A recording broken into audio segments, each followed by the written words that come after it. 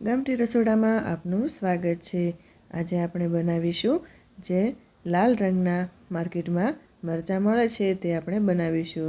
આ મરચાં આપણને શિયાળામાં ખૂબ જ આસાનીથી ને સરસ એવા મળી જાય છે। તો અહીં સામગ્રી જોઈ લઈએ। મેં અહીં 250 ગ્રામ જેટલા લાલ મરચાં વચ્ચેથી કાપો પાડી બીનો ભાગ દૂર કરીને લીધા છે। ત્યારબાદ મેં અહીં ગાંઠિયાનો ભૂકો કરીને લીધો છે। ત્યારબાદ સિંગનો ભૂકો, 1 ચમચી વરિયાળી, અડધી ચમચી આખા ધાણા સૂકા, સ્વાદ પ્રમાણે મીઠું અને લીલી કોથમીર। તો હવે એક બાઉલ લઈ તેમાં ગાંઠિયાનો પાવડર ઉમેરીશું, સાથે સિંગનો પાવડર, વરિયાળી ને અધકચરા એવા ધાણા ખાંડેલા ઉમેરીશું।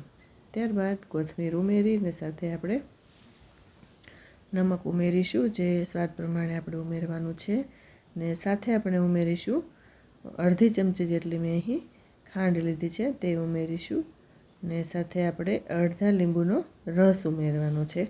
તો અહીં ખાટું અને મીઠાનું પ્રમાણ બંને એક સરખું રાખવાનું છે, ને સાથે આપણે 1 ચમચી જેટલું તેલ ઉમેરીને આ બધું જ આપણે સારી રીતે મિક્સ કરી લેવાનું છે।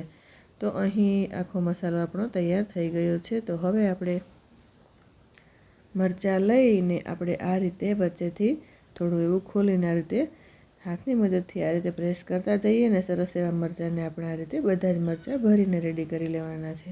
તો ત્યારબાદ હવે આપણે ગેસ પર એક જાડા તળિયાવાળું વાસણ મૂકીને આપણે મરચાંને હવે તળી લઈશું। તો અહીં આપણે ઉપરથી થોડું એવું જેમ કે મરચાં તળાય એટલું જ આપણે તેલ ઉમેરવાનું છે।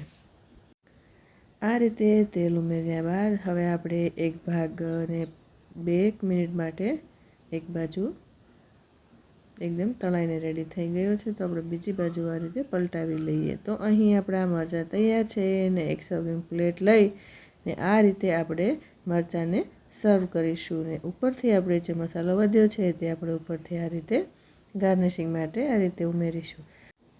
તમને જો મારો વિડીયો ગમ્યો હોય તો મારી ચેનલને લાઇક, શેર અને સબસ્ક્રાઈબ કરવાનું ભૂલતા નહીં। તો ફરી મળીશું ગામઠી રસોડામાં।